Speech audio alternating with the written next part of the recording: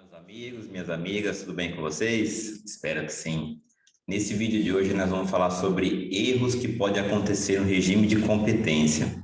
Isso mesmo, todos nós sabemos, temos aqui vídeos no canal, que para o cálculo do imposto de renda e da contribuição social, nós precisamos ter uma contabilidade muito bem organizada, muito bem feita, lançando tudo no regime de competência, apurando a DRE, com todas as receitas, despesas, custos, impostos, tudo no seu mês devido, tá?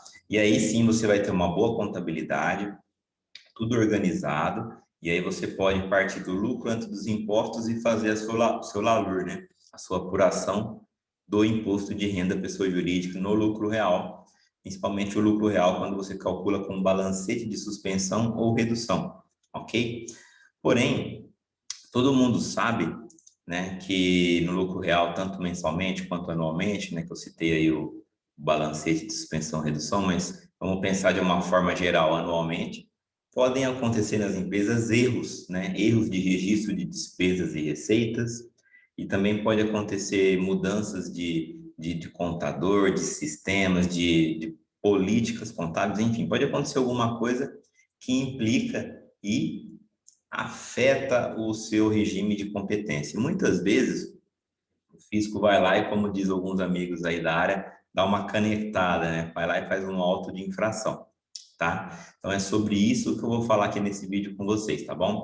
Antes de continuar, vou me apresentar, eu sou o Peyton Gomes, da Gomes Consultoria Tributária. Somos especializados em impostos diretos, né? O IRPJ, CSL no lucro real e também Transfer Price. Então, inscreva-se aqui no canal, segue com a gente, porque estamos sempre colocando vídeos novos para vocês aqui, tá bom? E não esqueça de dar um like, né? O like de vocês é muito importante para o nosso canal.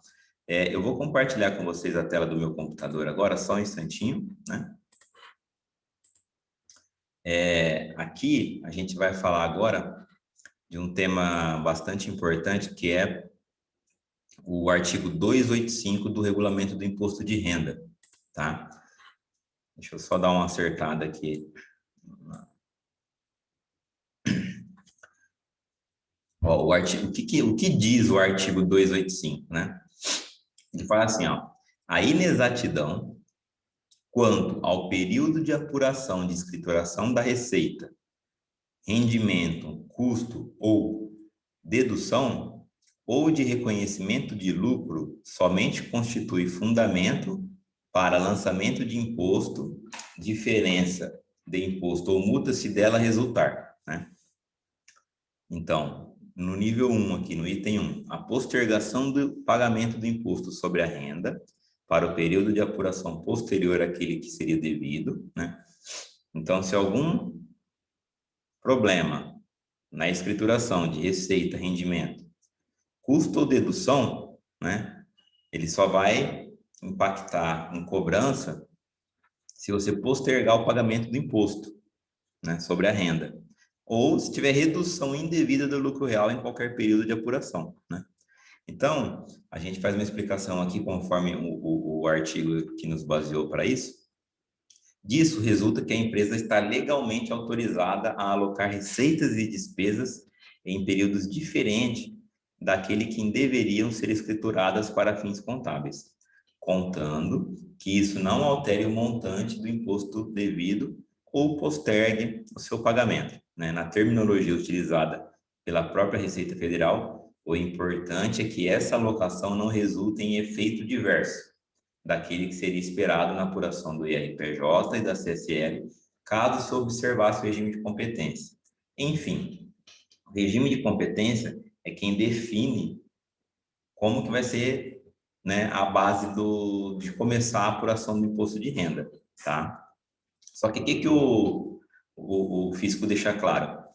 Se você não estiver lesando o fisco, né, um erro na contabilidade ou um ajuste no imposto de renda, se você tem esse erro e você fizesse a contabilidade de uma forma normal, comum, correta, naquele mês, naquele ano, você iria lesar o fisco? Você teria uma vantagem indevida para a sua empresa?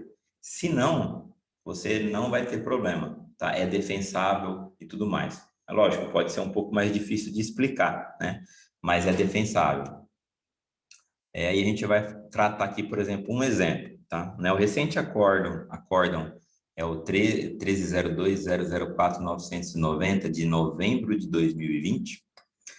A discussão girou em torno da dedutibilidade de despesas diversas incorridas por escritório de advocacia, a exemplo de gastos de hospedagem, taxas associativas, etc.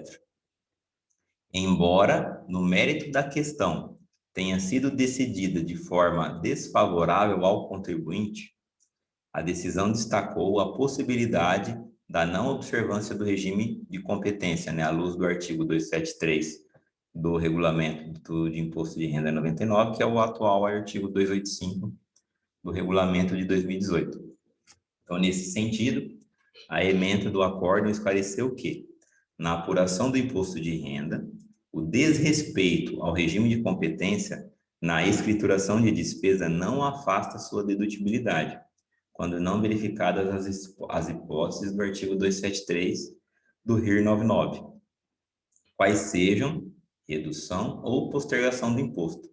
Assim, as despesas comprovadas incorridas e não apropriadas no resultado em períodos anteriores podem ser deduzidas mesmo após o período de competência.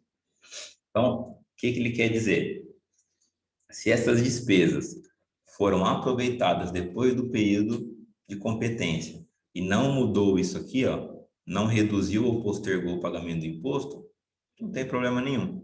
É que na maioria das vezes, na maioria dos casos, acontece isso, você reduz ou posterga o pagamento do imposto, e aí você vai poder ser autuado, tá? Então, o regime de competência, ele é o regime principal, é o regime mais importante. Você precisa, na sua empresa, seguir ele. Principalmente se você está no lucro real. Ele é um regime contábil. Então, todas as empresas têm que seguir. Mas a empresa do lucro real, muito mais, porque impacta a apuração do IRPJ e da CSL, tá? Só estamos dizendo aqui, as interpretações de casos que são discutidos no CARF, por exemplo.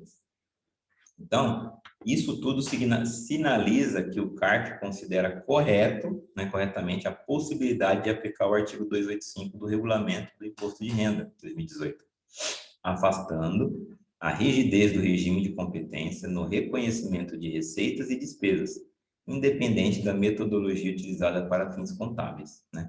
A única ressalva para a aplicação dessa regra é a necessidade de examinar o caso concreto, se o procedimento não resultará em vantagem indevida para o contribuinte ou prejuízo para o fisco. É o que eu acabei de falar agora há pouco. Tem algum problema, algum erro contábil? Analisa os impactos que tem no período correto do regime de competência e no atual e vê o que vai causar na base do IRPJ. Se não causar vantagem indevida para o contribuinte, não causar um prejuízo para o fisco, não tem problema, dá para você corrigir de uma forma normal. Senão você tem que ir lá e ajustar a base de cálculo do IR e da CS e recolher o valor correto, tá? De que forma eu faço isso, Cleiton? Vai depender, não tem como eu te falar aqui. Nem sempre você consegue voltar na contabilidade e fazer o ajuste, tá? Porque a contabilidade às vezes está fechada, dependendo da empresa já reportou para os acionistas, para os sócios. O expédio contábil é uma declaração complicada que você só pode retificar do ano anterior, antes de entregar desse ano. Então, tem um monte de coisa.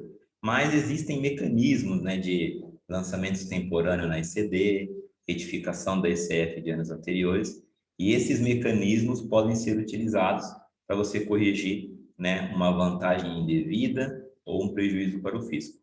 Tá bom? Espero ter ajudado, Espero ter contribuído aí com essa informação e, mais uma vez, peço um like, peço para compartilhar esse vídeo com seus amigos, para que nós possamos levar cada vez mais informação importante aí do lucro real, impostos diretos para os contadores, para as empresas, enfim. Grande abraço, fica com Deus, sucesso, tchau, tchau.